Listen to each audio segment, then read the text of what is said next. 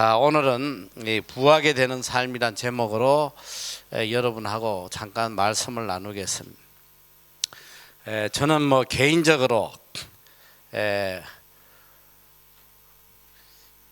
이 이사님들 또 이렇게 여기에 이렇게 함께 섬기는 분들을 참 귀하게 생각을 해요.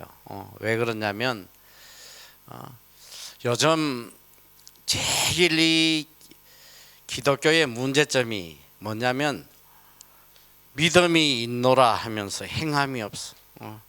이 참 행함을 보기가 너무너무 어려운 시대가 됐어. 이 행함이 없는 믿음은 죽은 믿음이라고 그랬는데, 이 행함을 하는 교인들을 참 보기가 어려운데, 그래도 이 각박한 이민사회에서 그래도 이웃을 생각하고 어려운 자들을 생각한다는 그 자체가 굉장히 아름답고 또 하나님께서 기뻐하실 거라 저는 생각을 합니다. 그래서 사실 이 구제, 저는 특별히 이 구제에 대해서 이 성경을 많이 묵상을 하고 우리가 어떻게 하는 것이 하나님을 기쁘게 하는 구제인가. 여러분, 이 성경은 하나님을 섬기는 방법, 우리가 이제 믿음 생활이 딱 사실은 신구약이 60권 되고 길지만 따지고 보면 신구약 전체가 딱 두 가지를 알려주는 거예요. 위로는 하나님을 사랑하는 것이고 또 수평적으로는 이웃을 내 몸과 같이 사랑하는 거. 성경은 전체가 그걸 가르치는 거예요. 그래서 마태복음 22장 37절 38절에 보면 주 너희 하나님을 사랑하라는 거야. 내 마음을 다하고 뜻을 다하고 목숨을 다하여 주 너희 하나님을 사랑해라. 이것이 제일 크고 첫째 되는 계명이다. 이 첫째 되는 계명. 또 둘째 계명은 내 이웃을 내 몸과 같이 사랑해라. 이게 둘째 되는 계명이다. 사실은 성경 전체가 이 두 가지 계명을 알려주는 거예요. 자, 하나님을 사랑하는 거. 오늘 많은 사람들이 이 착각을 해요. 하나님 사랑하는 거하고 이웃 사랑이 별개인지 알아. 이거는 분리할래야 분리할 수 없는 거예요. 이웃을 사랑하지 않으면 하나님을 사랑한다는 거, 이거 거짓이란 말이에요. 이건 거짓된 거예요. 아니, 보이는 형제도 사랑하지 않는 자들이 어떻게 보이지 않는 하나님을 사랑하냐? 이게 다 거짓이다. 그리고 또 이웃을 사랑하노라 하면서 하나님을 사랑 안 하는 것도, 이것도 또 거짓말이고. 그래서 이 계명은 사실 한 계명이에요. 떼어낼 수 없는 거예요. 우리가 정말 하나님을 사랑한다면 이웃을 사랑하지가 않을 수가 없어. 왜냐? 이건 하나님의 계명이기 때문에. 하나님이 우리에게 주신 이 땅의 사명이기 때문에 그래요. 이웃을 사랑한다. 저는 개인적으로 이웃을 사랑하는 첫 번째 단계, 또 어떻게 보면 가장 쉬운 것, 첫걸음, 이것이 저는 구제라고 생각합니다. 이 구제도 못하는 사람이 무엇으로 이웃을 사랑하겠어요? 이게 제일 쉬운 일이야. 물질로 어려운 자들을 도와주는 거, 이게 이웃 사랑의 가장 쉽고 가장 첫 번째 되는 거란 말이죠. 이걸 안 하는 사람이 어떻게 이웃을 사랑하고 하나님을 사랑하겠냐. 그래서 저는 특별히 성경이 우리에게 들려주는 구제에 대해서 참 많이 묵상을 해봤는데, 이 예수님께서 3년 동안 우리에게 천국 복음을 알려주셨어요. 그런데 이 3년 동안 우리에게 들려준 모든 메시지가 어디에 집약되어 있냐면 산상수훈에 다 들어있어요. 산상수훈 하면 팔복만 생각하는데 그렇지가 않고, 산상수훈은 마태복음 5장에서 7장까지가 산상수훈이에요. 이 마태복음 5장은 이 메시아 왕국의 기준이다, 이렇게 제목들을 달아요. 신학적으로 이 천국의 기준이 뭔가. 그래서 이 팔복, 소위 말하는 천국의 복의 기준이 뭔가, 그걸 우리에게 알려주는 거거든요. 그리고 이 6장은 이 그리스도인의 새 생활에 대해서 이야기를 하고 있어요. 이 산상수는 믿지 않는 자에게 주는 말씀이 아니고 이미 구원받은 자들에게 주시는 메시지거든요. 이미 구원받은 그리스도인이 어떻게 새로운 삶을 살아야 되느냐, 그리스도인의 새 생활에 대해서. 그리고 이때 7장은 천국 가는 길, 어떻게 우리가 믿어야 천국을 가느냐, 이 좁은 길에 대해서 이야기를 하고 있는데, 자, 이 그리스도인, 구원받은 그리스도인은 구원받은 자로서의 새로운 삶을 살아야 돼요. 과거에 구원받지 않았던 세상의 삶이 아니고 구원받은 이후에 새 삶을 살아야 되는데, 이 구원받은 그리스도인들이 반드시 생활화해야 되는 세 가지를 주님께서 이야기를 하세요. 이것은 반드시 생활이 돼야 된다. 그 생활, 구원받은 자들의 세 가지 생활이 뭐냐면, 자, 첫째는 구제예요. 둘째는 기도입니다. 셋째는 금식이에요. 저는 정말 놀랍게도 이 세 가지를 주님이 이야기를 하시면서 제일 먼저 이야기하신 게 구제란 말이에요. 구제. 제가 이 말씀을 깊이 묵상을 해봤어요. 왜 기도보다, 금식보다 구제를 먼저 이야기하실까? 저 나름대로 깨달음이 왔어요. 뭐냐? 아니, 구제도 못하는 인간이 무슨 온전한 기도를 하고 온전한 금식을 할 건가? 구제 하나도 못하는 인간이 무슨 제대로 된 하나님이 기뻐하시는 기도를 하겠는가? 이게 구제는요, 우리 그리스도인의 삶의 가장 기본이 되는 거예요. 반드시 해야 되는, 또 하나님의 사랑을 표현하는 가장 첫 번째 첫걸음 되는 것이 구제란 말이죠. 이 구제를 하지 못하는 사람은 절대로 하나님의 뜻을 이루어 가지 못합니다. 그래서 야고보서 2장 14절 이하에도 보면 이야기하잖아요. 자, 너희들이 무엇이 믿음이냐? 여기 보니까 형제들아, 만일 사람이 믿음이 있노라 하고 행함이 없으면 무슨 이익이 있으리요? 그 믿음이 능히 자기를 구원하겠느냐? 행함이 없는 믿음은 절대로 구원받지 못한다. 그리고 만일 형제나 자매가 헐벗고 일용할 양식이 없는데 너희 중에 누구든지 그에게 이르되 평안히 가라, 더욱게 하라, 배부르게 하라 하며 그 몸에 설 것을 주지 아니하면 무슨 이익이 있으리요?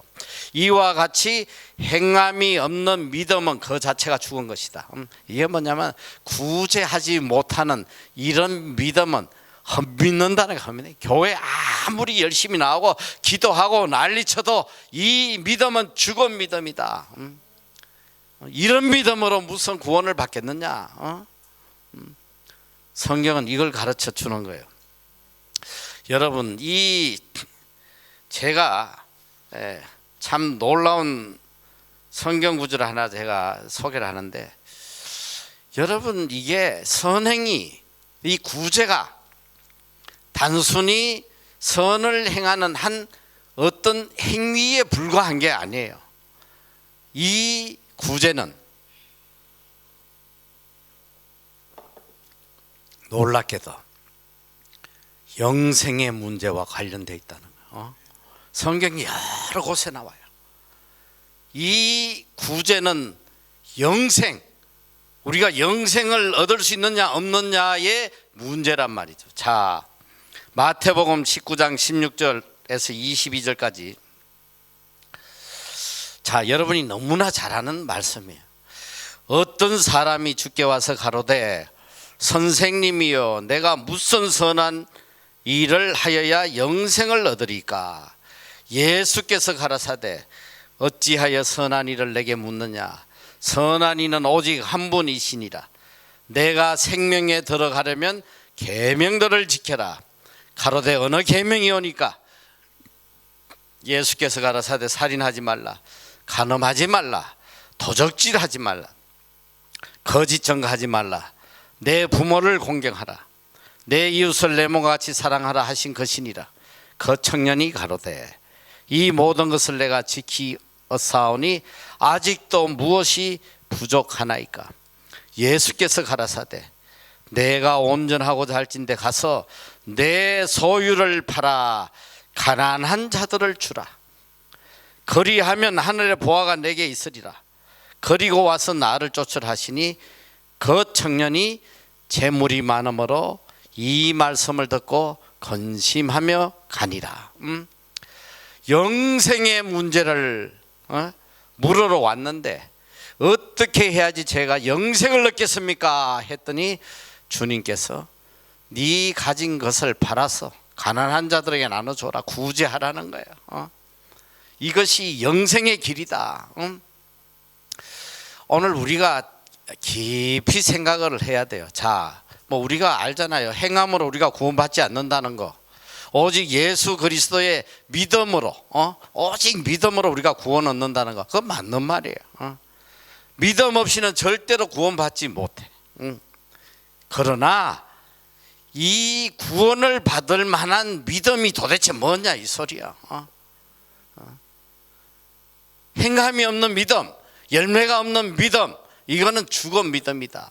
구원받지 못하는 믿음이다. 성경은 분명히 이야기하고 있어요.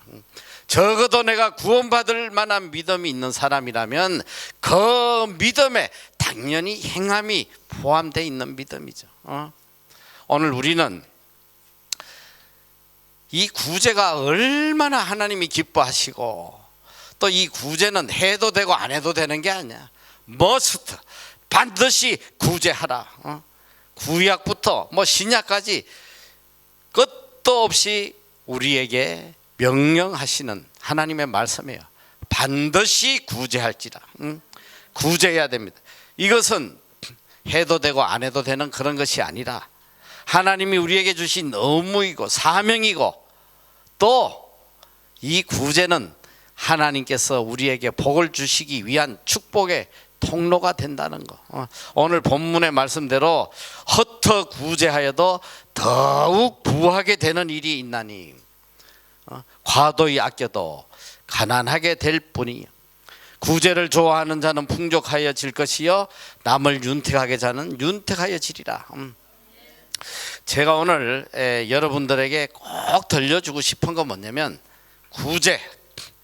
자, 이 구제는 어떻게 해야 되나? 도대체 어디까지 어떻게 하는 것이 하나님이 기뻐하시는 구제일까? 우리가 자칫하면요, 이 구제하면서 오히려 죄를 짓는 경우도 있어. 그리고 자기의 상급이 하나도 없을 수도 있어요. 오늘 주님께서 마태복음 6장에 제일 먼저 6장 1절부터 이제 구제에 대해서 이야기하는데 이렇게 이야기를 하세요. 자, 6장 1절부터 3절까지 보면 사람에게 보이려고 그들 앞에서 너희 어를 행치 않도록 주의해라. 그렇지 아니하면 하늘에 계신 너희 아버지께 상을 얻지 못하니라. 그러므로 구제할 때에 외식하는 자가 사람에게 영광을 얻으려고 회당과 거리에서 하는 것 같이 너희 앞에 나팔을 불지 말라. 진실로 너희에게 이르노니 저희는 자기 상을 이미 받았느니라. 너는 구제할 때에 오른손에 하는 것을 왼손이 모르게 해라. 자, 우리가 이 구제, 이 선행을 하면서 자칫하면 우리 자신도 모르게 이걸 드러내려 하는, 잘못하면 자기 의를 드러내기 위해서 하게 되는 이런 모순에 빠지는 경우도 있어요. 이걸 굉장히 조심해야 돼. 우리가 선행을 할 때는 오직 하나님의 영광만 드러나도록 오직 하나님만 기뻐하시도록.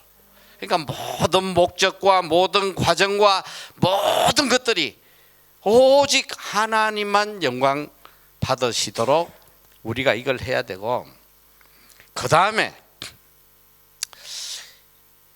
도대체 이 구제를 어디까지 해야 되냐?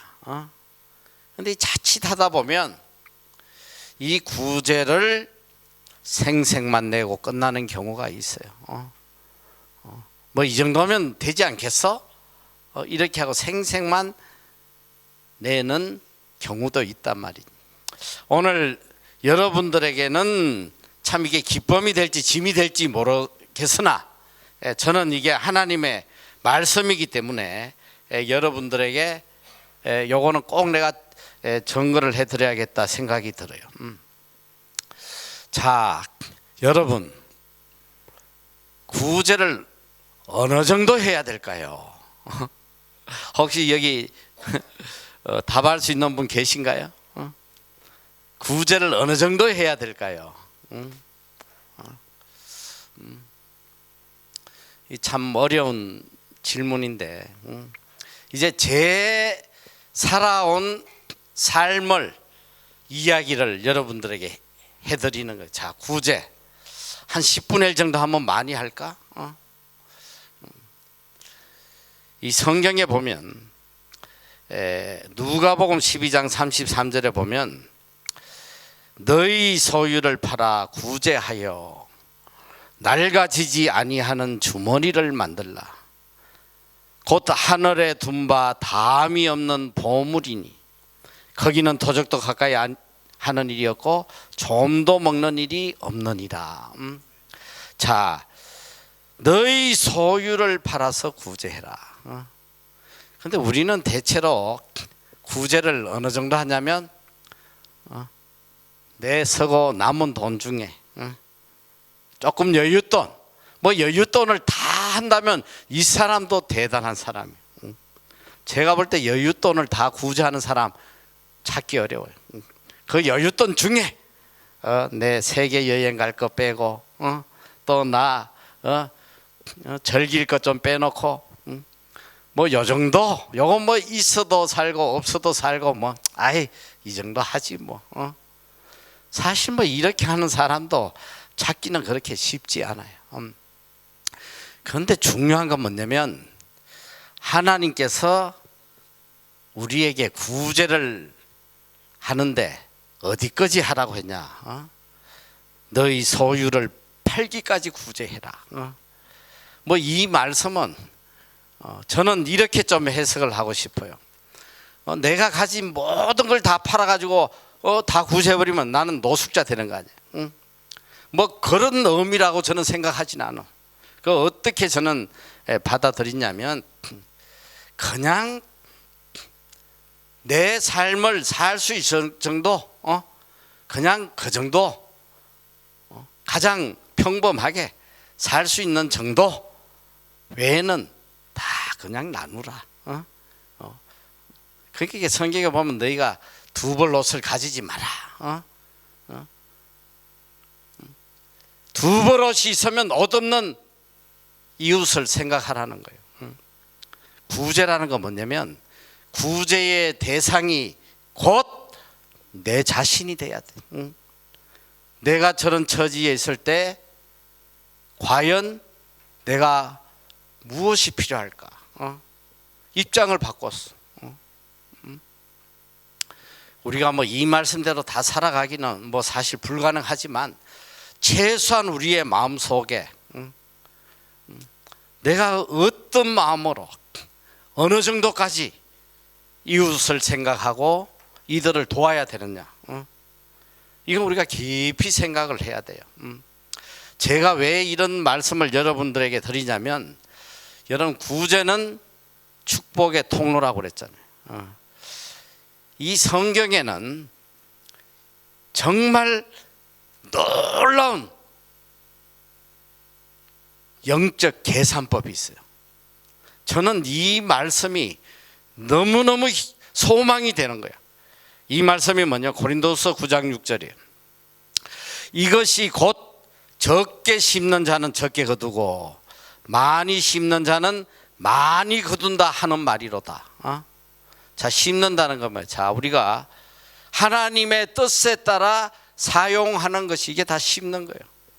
복음을 위해서 심고, 선을 위해서 심고, 이 어려운 사람들을 위해서 심고, 하나님의 말씀에 따라 물질을 사용하는 거, 이걸 이제 심는다고 성경은 표현을 하고 있는데, 자, 이제 중요한 정답을 우리에게 성경이 알려주는 거예요. 자, 적게 심으면 적게 거둬. 그런데 많이 심으면 많이 거둔다는 거예요. 이것은 하나님의 절대적 불변의 진리예요. 여러분, 하나님 말씀 절대 엉터리가 없어. 반드시 그 말씀대로 이루어진단 말이에요. 이 믿음 가지고 이 말씀에 순종하고 살아보면 반드시 하나님께서 100배, 1000배, 만배 상상할 수 없을 정도로 하나님이 쏟아 부어 주세요. 적어도 제가 지금 뉴질랜드 온 지가 이제 26년째 되는데, 저는 적어도 뉴질랜드 지난 26년 동안 이 진리의 법칙이 제 삶에 한 번도 변화된 적이 없었다는 거. 이게 정말 너무 놀라운 거예요. 뭐 책들 읽어서 다 아시겠지만, 저는 집 한 채 달랑 팔아가지고 38에 신학교에 공부하겠다고 왔는데, 와가지고 몇 년 안 되니까 그냥 가진 돈 다 떨어지고 거지가 돼버리더라고. 영주권은 내당초 뭐 자격도 되지도 안 하고,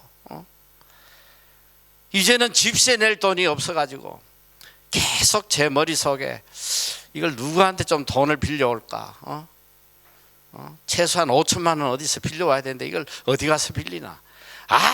아무리 생각해도 나한테 5천만 원은 그냥 500만 원 빌려줄 사람도 떠오르질 않더라고. 정말 제 인생에 이게 이렇게 인생이 끝나는구나. 저는 그때 제 이 심장에 바위가 짓누르고 있는 것 같았어. 항상 이렇게 바위가 나를 짓누르고 있는. 웃음 한번 웃을 수 없고, 남들은 뭐 바다 보고 아름답다고 난리쳐도 하나도 아름답지도 않아. 미래의 내 인생이 이게 어떻게 될 건가. 이렇게 인생이 끝나는구나. 한 줄기의 소망도 보이지 않는 그런 상황이었어요. 그때 제가 밤마다 하나님 앞에 매달려서 저도 주의 일 할 수 있도록 귀를 열어달라고 하나님께서 계속 기도를 하는데, 하나님께서 어쨌든 뭐 그 기도 중에 제게 들려주신 게 5년 안에 선교센터와 영학교를 세워주겠다. 끝없이 들려주신 말씀이에요.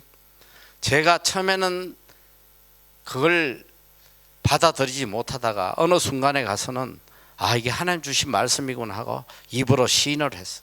만나는 사람마다 우리 하나님께서 5년 안에 세워주신다고 했더니 전부 다 저를 이렇게 보더라고. 드디어 맛이 갔구나. 저 호주로 이민 간 그 정집사라고 여자 한 분이 있는데 저한테 그러더라고. 대놓고 왜 이렇게 허풍을 떴냐고. 자기 남편하고 똑같다 하면서 제발 허풍 좀 떠지 마세요. 이야, 그때 그 소리 듣는데 정말 정말 자존심 상하더라고. 그래서 사실은 그래 놓고 그 여자가 이민 가서 호주로, 제가 그래서 하나님이 이 일을 다 이뤄주시고 난 뒤에 제가 호주 집회 가가지고 제일 먼저 찾은 게 그 여자예요. 제가 물어가 찾았어. 그래가지고 제가 CBS 새롭게 하소서에 출연했던 간정 DVD를 주고 왔다고. 이것 좀 보라고. 거기 당신 이야기 나온다고. 이랬더니 그 이분이 그 다음날 남편하고 찾아와서 자기가 꼭 대접하고 싶다고 호텔로 찾아와서 이제 식사를 하면서 그래. 자기가 어제 그 DVD 보고 너무 자기가 은혜를 받았는데 거기 나오는 여자는 절대 자기가 아니라는 거야. 자기는 그런 말 한 적이 없다고 그래. 한 적이 없대요. 누가 믿을 수 있겠어? 월세도 못 내고 뭐 벌벌거린 주제에 만나는 사람마다 우리 하나님께서 선교센터 영학교 세워주시나 떠들다니까 허풍으로 보일 수밖에 없는 거예요. 말이 안 되잖아. 그런데 참 하나님께서 상상할 수 없이 지난 26년 동안 끝없이 지금도 뭐 계속 하나님의 기적은 일어나고 있는데, 어떤 이런 엄청난 사건이 하나 일어나기 직전에는 반드시 어떤 사건이 있었어요. 하나님께서 여러분이 이제 뭐 책에 봐서 땅에 대한 잘 이야기 나지만 실버데일에 가서 땅을 사게 하시고, 돈도 없는 데 가서 그냥 무작정 그냥 계약을 하고 주인이 2년 뒤에 갚으라고 그래서 그냥 무조건 계약해 놨는데, 하나님께서 10개월 만에 그 땅을 갖다가 700만 불에 팔아 주셔가지고 그걸로 땅값 200만 불 갖고 캐시 또 500만 불을 주셔가지고 그걸로 빌딩 사게 하시고 뭐 이런 일이 있는데, 그 사건이 있기 전에 몇 가지 사건이 있었어요. 제가 이제 그때 이제 저 빅토리 교회라고 키위 교회에 같이 사역을 하고 있는데, 이 인도에서 어느 목사님이 와서 막 설교를 하면서 선교 모금 운동을 하더라고. 우리가 인도에 1년에 무려 4만 명이 새 신자가 자기 교회로 오는데, 이걸 전도를 다녀야 되는데 이게 차가 없어가지고 전도를 못 다닌다고. 지금 우리에게 찝차가 21대가 필요하대. 찝차 SUV 찝차가 21대가 필요한데, 여러분 이거 좀 헌금해 주세요. 그런데 제가 그 교회를 알잖아요. 누가 키위들이 자기들도 말이지 마침 너무너무 재정적으로 허덕거리는데 누가 그걸 한 대라도 사주겠냐고. 한 대라도. 그 제 속에 그걸 듣는데 너무 안타까운 거예요. 저 양반이 비행기 값하고 다 날렸구만. 빈손으로 돌아가겠네. 참 너무 안타깝다. 그러면서 제 마음속에 기도가 나오더라. 하나님, 제가 저곳에 10개 좀 사보내겠어요. 10개. 제가 10개 사보내게 해주세요. 그래서 소원을 해버렸어.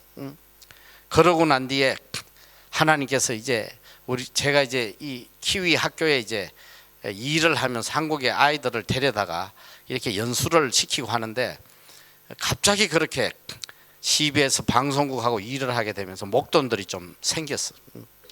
그래서 한 번씩 애들 갖다 다녀가면 목돈 생기면 또 한 대 사보내고, 이런 식으로 해서 어렵게 얼마 기간 동안 제가 10대를 다 사보냈거든요. 10대를 다 사보내서 이제 이제 한숨 났다 하는데, 얼마 뒤에 거기에서 이메일이 하나 왔어. 교회로 온 거예요. 그걸 사보낼 때 제가 교회 이름으로 사보냈거든. 절대로 내 이야기를 하지 마라 그러고 교회를 했는데, 교회에 이제 메일이 왔는데, 야, 너희들이 이 차를 사줘가지고 너무 지금 전도 열매가 많다. 그런데 우리가 한 가지 고민이 있다. 기도 제목이 있다. 너희도 기도 좀 해줘. 이게 뭐냐면, 지금 우리가 1년에 200명을 목사를 파송한대요. 이게 막 마을마다 막 이렇게 교회가 필요하니까 200명을 키워가지고 파송을 하는데, 3개월 뒤에 가보면 한 명도 없다는 거예요. 먹고 살 길이 없으니까 다 도해지로 일거리 찾아 나오고 없다는 거예요. 그래서 지금 우리가 기도 제목이 하나 있는데, 지금 우리 마을에 이 슈가팜, 슈가팜 뭐야 한국말로? 사탕수수 밭이 5,000평짜리가 하나 났는데, 이것만 우리가 살 수 있다면 200명 월급 주고 유치원도 하고 과원도 하고 양론도 하고 다 할 수 있다고. 우리는 꿈도 못 꾸지만 하나님은 하실 수 있기 때문에 기도 부탁한다고. 그럼 교회에서 기도해 주면 될 거 아니야. 그런데 그걸 내한테 토스를 한 거예요. 이메일이 나한테 왔어. 그걸 딱 보는데 솔직히 기분이 굉장히 안 좋더라고. 내가 이 찝차 10대 사보내느라고 얼마나 고생했는데 이걸 왜 또 나한테 보내고 난리야. 그걸 딱 덮어버렸어. 덮어버리고 이제 있는데 제 마음에 계속 들려오는 소리가 있어요. 그때가 언제냐면 우리가 이 실버데일에 땅을 사놨잖아요. 땅을 사놓고 이제 갚을 돈이 하나도 없는데 계약만 덜렁했는데 그때부터 하나님께서 길을 열어주시는 거예요. 한국에서 학생들이 막 몇백 명씩 오면서 목돈이 생기는 거예요. 그래서 저는 그때 생각해서 이걸로 땅값을 갚아주실라나. 그런데 이걸로 얼마나 벌어서 2년 만에 200만 불을 갚겠어. 그 어림도 없잖아요. 근데 어쨌든 뭐 이게 돈이 좀 들어오니까 제가 이걸 땅값을 갚으려고 주시나 해서 저축을 해뒀.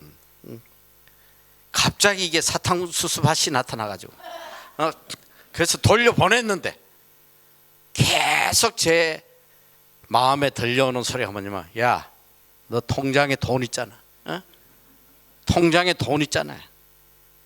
그 할 수 없이 교회에다 연락을 해가지고 도대체 그 사탕수수밭이 얼마냐 얼마? 인도에 뭐 얼마나 하겠어? 몇만 불 하겠지. 한번 좀 알아봐 달라고. 그랬더니 연락이 왔는데 15만 불이야. 그 당시 20년도 더 전에 그 당시 15만 불이면 여기 집 한 채였어. 오클랜드 집 한 채 샀다고. 그런데 마침 통장에 그만한 돈이 있었어요. 제가 그래가지고 은행에 가서 이거 체크 카드로 캐시 체크로 끊어달라고 그랬어요. 15만 불을 캐시 체크를 끊어가지고 그 담임 목사에게 이걸 전해주면서 이건 절대로 비밀로 해라. 절대로 비밀로 하고 이걸 가지고 교회에서 직접 가라. 내가 항공비 다 대줄 테니까 너희들이 직접 가서 땅을 확인하고 이게 사실인지 분명히 하고 필요하면 사주고 와라. 이렇게 해가지고 이제 그 인도에 그걸 사줬는데 세상에 그걸 통해 가지고 그 교회가 막 얼마나 부흥성장하는지 뭐 말로 못하는 거예요. 뭐 계속 연락이 오는데 근데 그렇게 이야기를 하지 말라고 하는데 누가 이야기를 했는지 제가 그 땅을 사줬다고 그래서 그 인도 교회에서 저한테 수도 없이 초청이 왔어. 제발 한 번만 와달라고. 아주 뭐 수도 없이 사람도 보내고 뭐 수도 없이 보냈는데 제가 끝까지 안 갔어요. 그건 내가 한 게 아니다. 하나님이 주신 거기 때문에 하나님께 그냥 감사해라. 내가 거기 갈 돈 있으면 너희들에게 선교비 내가 더 보내주겠다니. 그런 애가 끝까지 안 갔어. 그러니까 그 아들도 목사가 됐는데 여러 번 우리 교회를 찾아와서 간증도 하고 이러고 갔는데요. 왜 그러냐면 이 땅이 700만 불에 팔리고 또 하나님께서 이런 빌딩을 주시고 하기 전에 이런 심는 역사가 있었다 했어요. 심는 역사. 어떻게 보면 그 돈이 생명 같은 거 아니에요. 땅값을 줘야 돼. 안 주면 나는 깜빵 가는 거지. 그런데 항상 이제 저희의 기준은 뭐냐? 내일을 생각하지 않는 거예요. 오늘 하나님이 필요하시면, 오늘 내 도움을 누구가 필요하면 우선 하자는 거예요. 하면 하나님이 책임지신다. 적어도 저는 그 부분에 대해서는 분명한 믿음이 있어. 분명한 믿음이 있기 때문에 필요하면 서자는 거예요. 그래서 저는 지금 20년이 뭐 넘도록 지금 뭐 이런 하지만 지금 우리 뭐 이게 사실 규모가 1년에 보니까 뭐 저희 뭐 들어오는 게 한 500만 불이 넘더라고. 뭐 물론 뭐 다 뭐 이것저것 나가지만 한 번도 제가 예산을 세워본 적도 없고 지출을 뭐 예산을 세워서 내보낸 적도 없고 뭐 정확히 뭐 얼마가 나가는지도 모르고 통장에 뭐 얼마를 우리가 가지고 있어야 되는 그런 원칙도 없고 그저 뭐 선한 일을 해야 되면 뭐 통장에 보고 돈이 있으면 우선 내보내는 거예요. 저는 요번에도 제가 좀 전에 뭐 우리가 수원에 5억 3천만 원 나갔다는데 제가 깜짝 놀란 거죠. 정말 제가 깜짝 놀랐다. 저는 한 1억 뭐 1, 2억 나갔나 생각을 했는데 한 번도 이걸 뭐 계산을 하고 내가 사용을 안 했으니까 그저 필요하면 달라고 그러면 뭐 보내주고 뭐 이런 거예요. 그래서 오늘 우리가 참 구제, 일단 여러분들은 하나님으로부터 큰 은사를 받은 분이야. 구제를 해야겠다는 이런 마음을 가지는 게 아무에게나 주시는 은사가 아니라는 거예요. 절대 지가 안 내나 인간들이. 내 거를 뭐 남한테 내준다는 거, 이게 뭐 얼마가 됐든 이런 마음이 있다는 것은 정말 복받은 마음이야. 하늘의 보물을 찾는, 이게 아무나 이게 하는 게 아니라고. 아무나. 일단 여러분들은 정말 다른 사람하고 달리 큰 은혜를 받았어. 이미 축복의 통로가 쫙 열려 있는 거예요. 그런데 이 축복의 통로가 이제 어느 정도 구멍인지 그걸 내가 모르겠어. 이미 구멍은 뚫려 있는데 어느 정도 구멍으로 축복이 들어올지 모르겠어. 이거는 이제 여러분이 심은 대로 거두는 거예요. 심은 대로. 여러분이 정말 이 땅에 차고 넘치는 축복, 감당할 수 없는 그런 축복을 받기를 원하면 많이 심으면 돼요. 많이. 많이 심으면 되는 거예요. 많이.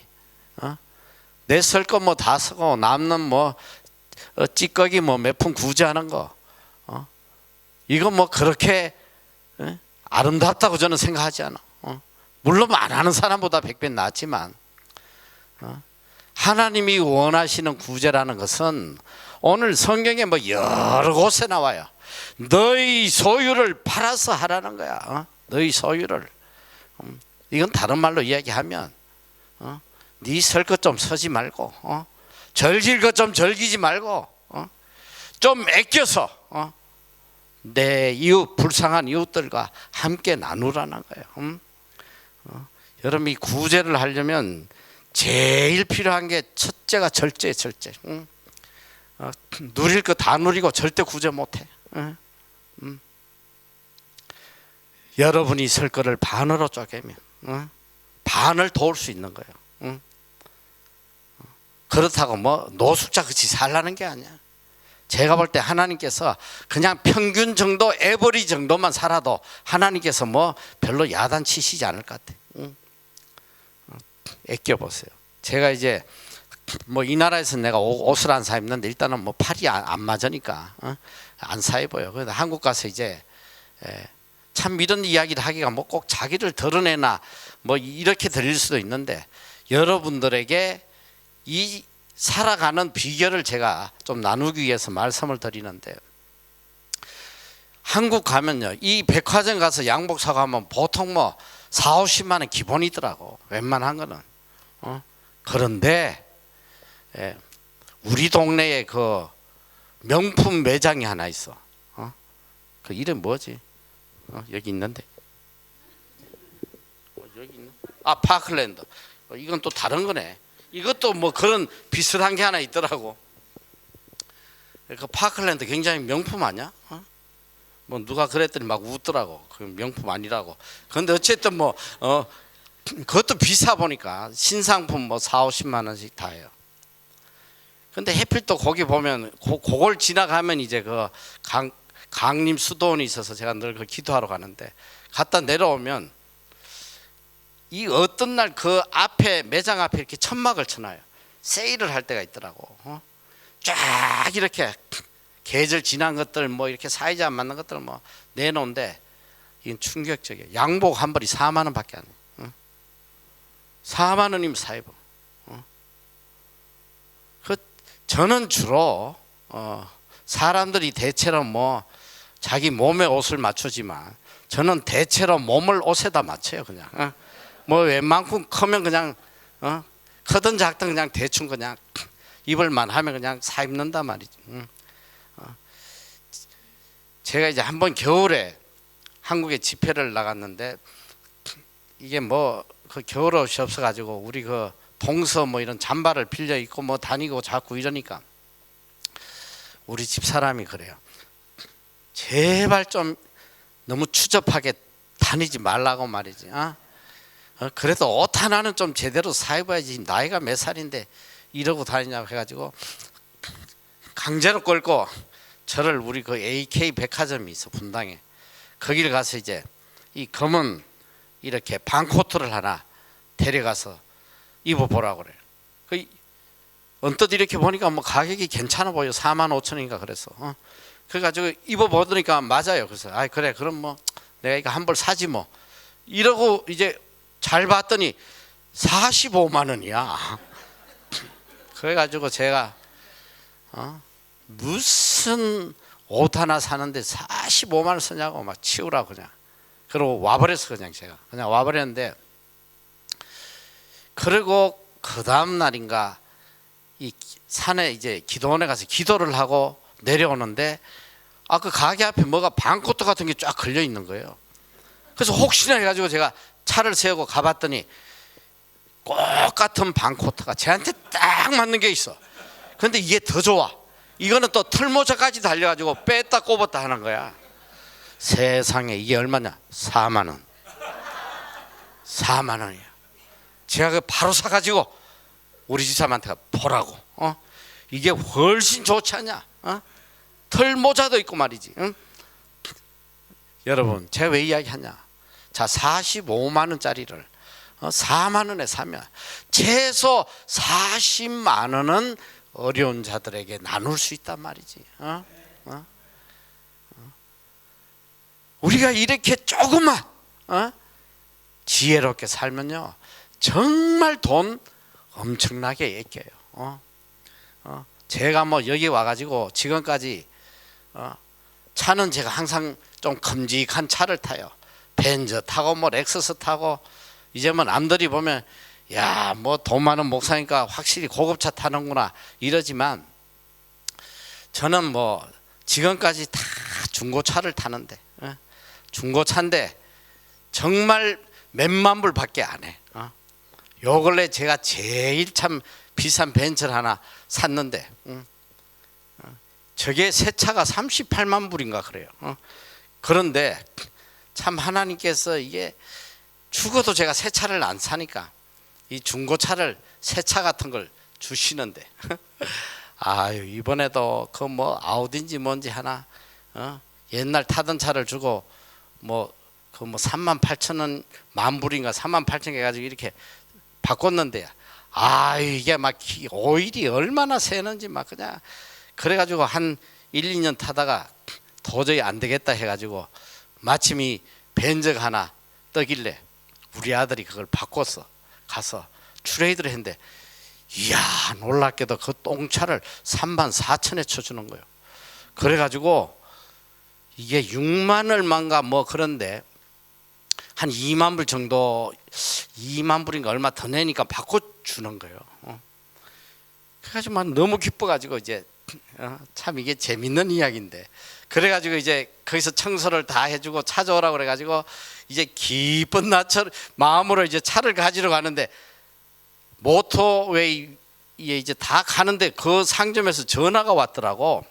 야 이거 문제가 생겼다는 거예요. 왜 그러냐 했더니 자기들이 이 오도미터 계기판을 이 검사를 해봤더니 이걸 돌렸다는 거예요. 얼마를 돌렸는지 뭐 돌렸다는 거예요. 저는 거기 3만 킬로라서 좋다고 바꿨는데 돌렸다는 거예요. 그 니네가 선택하라는 거예요. 이걸 우리가 취소해 줄 테니까 뭐 다시 싱가포르로 돌려보내든지 아니면 자기들의 마진을 하나도 안 남기고 줄 테니까 가져가든지 9,000불을 까주겠다는 거예요. 그래가지고 그러면 내가 사겠다 해가지고 갔더니 세상에 또 9,000불을 까주네. 그래가지고 5만 얼마에 저 차를 이제 우리 똥차를 주고 이제 사가지고 왔는데 막 너무 좋아가지고 막 어쩔 줄 모르겠는데 아침에 보니까 오일이 또 떨어져 있는 거야. 이거 뭐야 이거. 그래가지고 막 종이를 집어넣고 보니까 또 오일이 계속 새. 그래가지고 이제 거기 찾아갔어. 가지고 야, 너희 차가 이게 오일 새는데 이거 시리얼 사다고 막 이랬더니 거기 일하는 사람이 그래요. 야, 네가 갖다 준 차는 오일이 이만큼 샌다, 이만큼. 이만큼 샌다는 거야. 그 뭐 할 말이 없더라고. 그래서 뭐 그냥 조용히 뭐 고쳐달라고. 그 원래 뭐 상견하는 지들이 고쳐준다고 했으니까. 그래가지고 뭐 우여곡절 끝에 해가지고 이제 고쳤는데 얼마나 좋은지. 지금 뭐 1년이 넘었는데 아직도 뭐 고장이 전혀 없고 너무너무 제가 감사하게 타고 있어. 응? 그러니까 뭐 좋은 차도 지혜롭게 타니까 뭐 소형차 값으로 또 탈 수도 있고. 여러분 제가 그걸 뭐 38만 불에 산다고 생각을 해봐요. 이거 한 5만 불이면 산 걸 가지고 최소 30만 불은 우리가 어려운 사람들을 도울 수 있잖아요. 그러니까 저는 그래요. 여러분들은 이미 하나님으로부터 복받은 분들이고 또 이제 사실은 뭐 9주년 하지만 시작에 불과한 거예요. 뭐 여러분들이 아까도 말씀했듯이 1년에 뭐 4만 불 하지만 사실 4만 불 가지고 뭐 이 어려운 사람들 우리가 얼마나 돕겠어. 그냥 생색내다 뭐 끝나는 거잖아요. 여러분들 중에 정말 하나님의 뜻대로 살아서 뭐 빌 게이츠 뭐 동생 좀 나오면 얼마나 많은 걸로 우리가 사람들을 섬길 수 있겠냐 이 소리요. 그런데 분명한 건 뭐냐? 이미 여러분은 복을 받을 길이 열려 있다는 거야. 길이 열려 있어. 하나님이 얼마나 부어 주실지는 그건 여러분 학이 딸린 거야. 학이 딸린 거. 적게 심는 자는 적게 거두고 많이 심는 자는 많이 거두고. 저희가 2004년도에 이 빌딩을 하나님이 주실 때 그때 은행비 300만 원 빚내고 해서 그 땅 판 거 하고 해서 빌딩을 하나님 주셨는데 500만 불 가지고 시작했어. 500만 불 가지고 하면서 돈이라는 돈이 생기면 다 어려운 데를 보냈단 말이죠. 지난번에도 제가 한번 잠깐 몇 분들한테 이야기한 것 같은데 그때 제일 어려울 때 빌딩은 전부 다 비어있는 텅텅 빈 빌딩을 주셨고 학교를 주셨는데 뭐 중국 애들이 두 손 다 들고 나가버렸어. 적자가 너무 나니까. 그 어려울 때 단돈 일부를 못 쓰고 말이지. 그렇게 힘들게 살아갈 때에 그때 뭐가 터지냐면 쓰나미가 터진 거예요. 25만 명이 죽었어. 뉴스만 틀면 그냥 울부짖는 소리들이 막. 그때 제 마음에 야, 우리도 아무리 어려워도 이들을 좀 얼마라도 도와야 되지 않겠나 해가지고 제가 큰 마음 먹고 2,000불짜리 수표를 하나 끊었. 이걸 보내야 되겠구나 그랬는데 그걸 끊고 났더니 제 귓가에 계속 하나님의 말씀이 들려오는. 예, 너 2,000불 갖고 뭘 돕겠다는 거야? 2,000불 갖고 누굴 돕겠다는 거야? 그 말씀이 들려오는. 제가 그 자리에 수표를 찢어버렸어. 찢어버리고 다시 공을 하나 더 붙였어. 2만 불짜리를 쓴 거예요. 그래가지고 우리 학교에 그 태국에서 8년 동안 선교사로 있던 마가렛이란 분이 있었어요. 그래서 이분을 불러서 이걸 좀 정말 어려움을 당한 사람들에게 직접 갈 수 있는 방법을 좀 찾아서 이걸 좀 보내달라고. 그래서 이제 보냈는데 얼마 뒤에 이 마가렛이라는 분이 저하고 좀 미팅을 좀 하자고 제 방을 찾아왔어요. 저는 이제 굉장히 뿌듯했어요. 야, 네가 어려운 중에 어떻게 이 큰 돈을 했나? 참 존경스럽다. 이제 그 소리를 할 걸 알고 아주 기쁘게 앉아 있었는데 이 마가렛이란 분이 저한테 그래요. 나는 당신을 도저히 이해를 못 하겠다는 거. 당신이 물질 사용하는 것에 대해서 난 도저히 이해를 못 하겠다. 지금 학교가 이렇게 어렵고 이 뭐 물건 하나도 지금 못 사고 이렇게 있는데 어떻게 이 큰 돈을 그렇게 보낼 수가 있냐. 이야, 전 너무 충격적이에요. 이 선교사 했던 분이. 그래서 제가 딱 한마디만 했어요. 그건 나한테 할 말이 아니다. 나는 그저 하나님이 하라고 해서 했을 뿐이야. 나는 하나님이 시켜서 한 거야. 여러분, 뒤돌아보면요, 그게 얼마나 큰 씨앗이 된지 몰라. 그런 것들이 얼마나 씨앗이 된지 몰라요. 여러분, 제가 이야기하잖아요. 500만 불 갖고 그렇게 어렵게 시작해. 다른 사람 같아 오래전에 다 부도나고 망했어. 저희는 20여 년 동안 아무리 돈이 하나님 그러니까 바로 복을 주셔가지고 그 텅텅 빈 빌딩이 한 달 만에 다 차가지고 그리고 또 1년 뒤에 그 옆에 빌딩 텅텅 빈 거 10층짜리 빌딩 주시고 그것도 IRD 거기 앉혀가지고 그냥 풀로 채워서 장기 임대를 하셔. 그러니까 돈이 막 쏟아져 들어올 때 몇백만 불이. 그래도 그렇게 돈이 많아도 저희가 은행 빚을 하나도 안 갚고 다 구제 선교하는, 구제 선교하는데, 그리고 또 우리 학생들 숫자를 늘리다 보니까 장학관이 필요하니까 뭐 그냥 집만 나오면 산 거야 무조건. 뭐 투기하려고 산 게 아니잖아. 선교하려고. 그런데 이제 세월이 2004년도 이제 20년이 가까이 돼가네. 뒤돌아 보니까요, 그렇게 은행 돈 한 푼 안 갖고 전부 다 구제 선교하는데 다 썼는데, 이 바로 오늘 이 말씀이야. 적게 심으면 적게 거두고 많이 심는 자는 많이 거두고, 또 잠언 말씀 흩어 구제하면 더욱 부하게 되고. 어느 정도 뿌렸냐? 뭐 제가 뭐 구체적으로 계산 안 했지만 대충 어림짐작을 하면 최소 20배 이상, 20배 이상 자산이 불어나고, 누가 사업을 해가지고 20배를 불리겠어?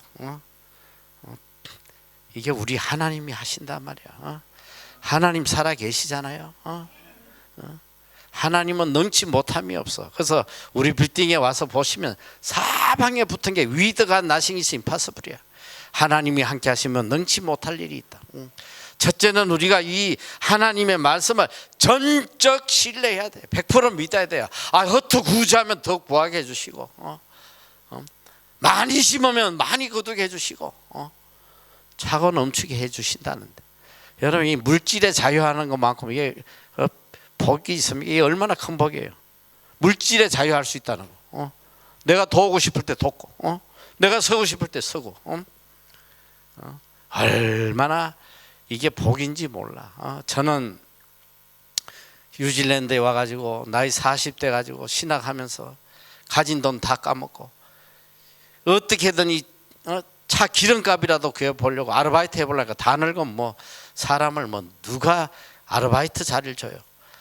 그래가지고 할 수 없이 교민 잡지에다가 무료로 내줘서 그때는 요만한 거 문법 지도한다고 시간당 10불 해가지고 그 단독 10불이라도 좀 벌어보려고 광고를 냈는데 1년이 지나도 전화 한 통화도 안 오더라고. 전화도 전화 한 통화도 안 와요. 저는 그때 참 내 힘으로 단돈 10불도 벌 수 없다는 거 애당초 깨달았어. 나는 하나님이 안 지켜주시면 이 땅에서 나는 살아갈 수 없다는 거. 그걸 분명히 제가 깨달았기 때문에. 그러니까 뭐 지난 20년이 넘는 세월 동안 저는 철저하게 하나님 한 분만 의지한 거예요. 인간도 의지하지 않고 환경도 바라보지도 않고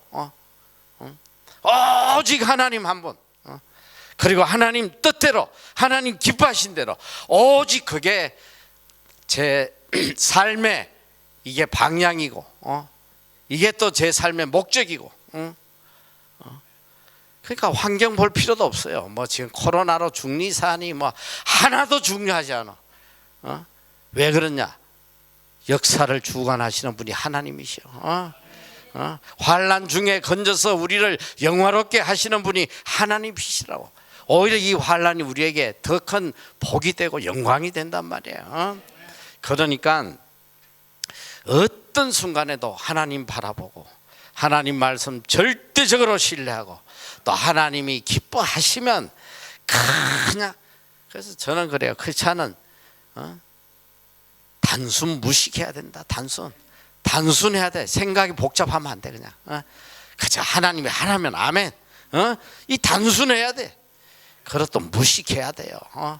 무식해야지. 이거저거 안 따지고 그냥 아멘 하고 그냥 남들은 다 망한다고 그래도 아멘 하고 그냥 무식하게 가다 보면 기적이 일어나는 거야.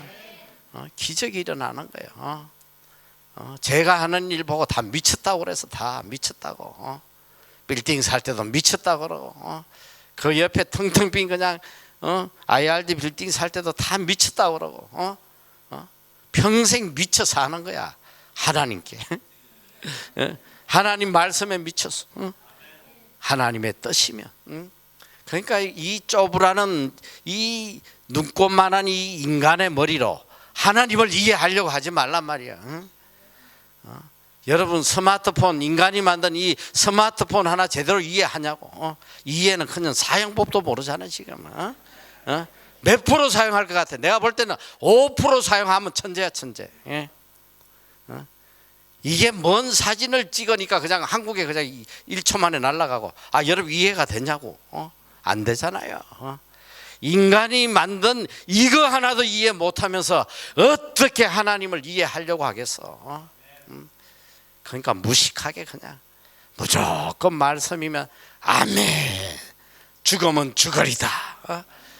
이렇게 살아봐요. 여러분 삶에 어떤 기적이 일어나나. 흩어구제하면 더욱 부하게 되고 많이 심으면 더욱 많이 거두게 되고 이런 진리의 말씀이 우리에게 있는데 뭘 염려하겠냐 말이에요. 뭘 두려워하고 그저 기뻐하시는 대로. 그러니까 이제 앞으로 구제를 하시는데 절대 생색내는 구제는 하지 말고 내 삶을 다 드리는 구제, 다 드리는 거. 이런 삶을 살아보세요. 여러분 가정에 하나님의 복이 얼마나 크게 넘치는지. 그리고 철저하게 이 구제의 삶을 통해서 하나님만 영광 받으시도록, 하나님의 이름만 드러나도록 이렇게 살다 보면 우리 사랑 월드 선물 나눔 너무 길어가지고 내가 이게 외우지도 못해 나는. 내가 우리 저 총재 목사님한테 제발 이거 좀 줄여. 월드 사랑하면 됐지 뭘 선물은 사랑 안에 다 선물 들어있는데 이 머리 나쁜 사람 외워도 못해. 어쨌든 이 월드 사랑이 이렇게 그냥 이 수준으로 가면 안 되고 아까 아주 좋은 말 하셨네. 지구촌을 일터로 세계인을 친구로 아주 그 뭐 가슴에 와닿는 말이네. 그렇게 세계적으로 영향을 미치는 여러분 월드 비전 보세요. 한 사람이 6.25 전쟁 때에 우리 불쌍한 고아들 위해서 한 사람이 그 긍휼히 여기고 한 단체가 지금 세계적인 단체가 됐잖아. 이 월드 사랑도 정말 하나님의 뜻에 따라 가지고 전심을 다해 섬기면 세계적인 단체가 되는 거예요. 그래서 하나님께 크게 영광 돌리는 그런 단체가 되기를 축원합니다. 자, 기도하고 마치겠습니다. 오늘도 살아계시며 역사하시는 아버지 하나님,